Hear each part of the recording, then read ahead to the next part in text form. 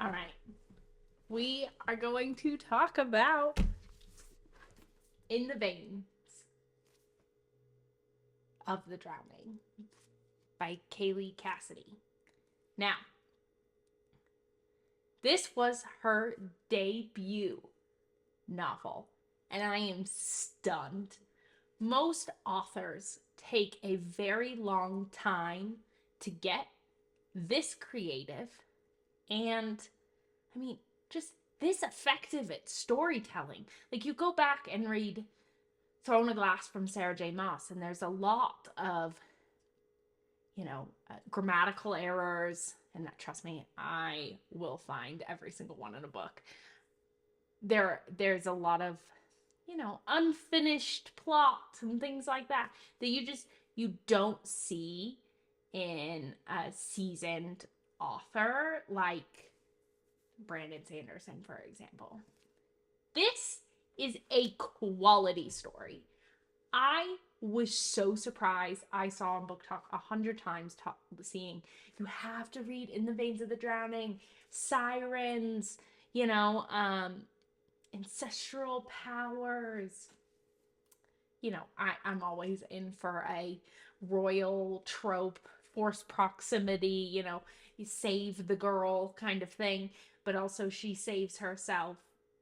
This was just, this is going to be your new book boyfriend and fantasy world because she is a badass. Our female main character, Imogen, is a badass. She develops the character development in this one is phenomenal. If you really love like someone like stepping into their own shoes, I'll refer to like our, Afeira and Poppy.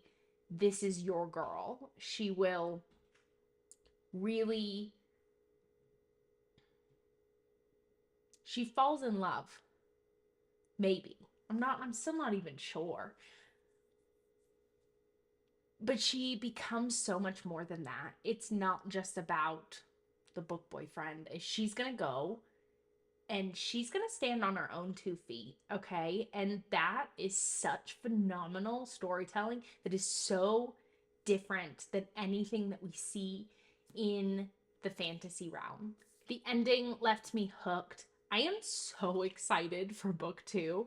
And to catch me reading like someone's debut novel and already wanting the second, I just wow. It's very monstrous. It's perfect in time for Halloween. I think this one, somehow she told sirens in like such a dark way.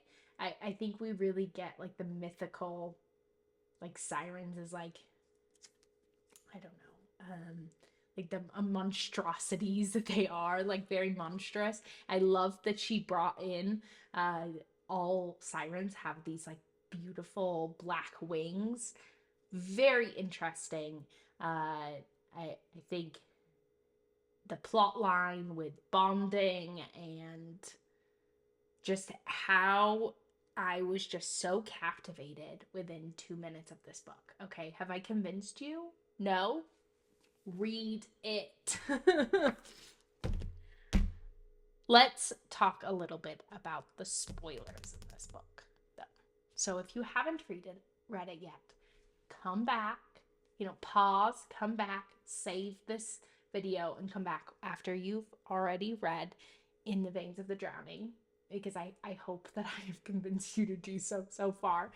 Don't be deterred by the cliffhanger. I am in love with a good cliffhanger. Popular to contrary belief, it makes me think about your story longer if I have a cliffhanger. I will think about it. I will mark it in your next book in my TBR. If you do not have a cliffhanger, I will forget that I read that book. I genuinely, it does not make me lose sleep over the ending because it's a happily ever after, It's out of sight, out of mind. My story is done. No, this one made me think, and I'm still brewing on it. I read this one a couple weeks ago, and I'm still thinking about it, and the way I just still thinking about it. Okay. first of all, I was a little I know that there are some like trigger warnings in this book. And I think the way that she showed like the first her like fiance and him trying to take advantage of her as a siren really shows like what kind of life she had with her I mean dad. I don't really like calling them that, but the king, who acted like a psychopath most of the story. He was scary, and this was like his supposed to be beloved, someone that he cared about deeply, and he did such awful things to her that I think he's a horrible person. So moving on away from the king, we also meet our other king, who is, I mean, wow.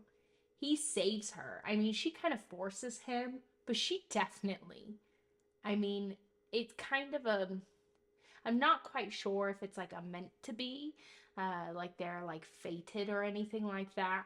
I actually don't think so. I think like a progression has happened, where they fell in love with each other, but I argue that this could be like a Tamlin situation. Now, he's wonderful. He's a very nice person. I really like the king. He saves her, and they have, it's very steamy, I'm not gonna lie. But at the end of the book, if they truly loved each other, would they have separated? Would she be leaving him?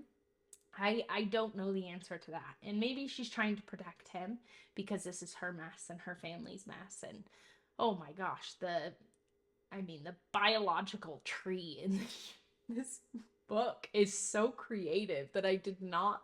I mean, I guess I should have seen it coming, but I really did not see it coming. And maybe that's just because I consumed it in like, I don't even know, a day, so I didn't have that much time to think. But I think this one, in general, I'm really interested to see what happens next. Does he come after her? Does she find someone else? I mean, they've ripped the bond, it sounds like. He could be marrying this crazy girl, which it sounds like he's not now. But what will he do? And I think the side characters in this really really set the tone for the story as well. I really liked the side characters, and normally I ignore them, but I really liked her support system and his support system as well, and their love story that you kind of got to learn little bits and pieces of. It's very similar to theirs. So anyway, there's no wonder this book has a 4-star on Goodreads. Us readers are very mean to our authors, and I think a 4 is mean. This is a 5-star book, especially for a debut novel by Kalie Cassidy. I am so excited to see the second, and we'll be back here soon when it comes out. I think, let's see if I can find where or when it's coming. In the Wake of the Ruined. It already has some ratings, so it seems like an arc is coming, but there is no information, at least so far. However, there are 17 5-star reviews, so at least we got some arc copies, it sounds like, out there. And I will come back and talk about the next book then. So make sure you read it in the meantime. The cliffhanger is definitely worth the suspense.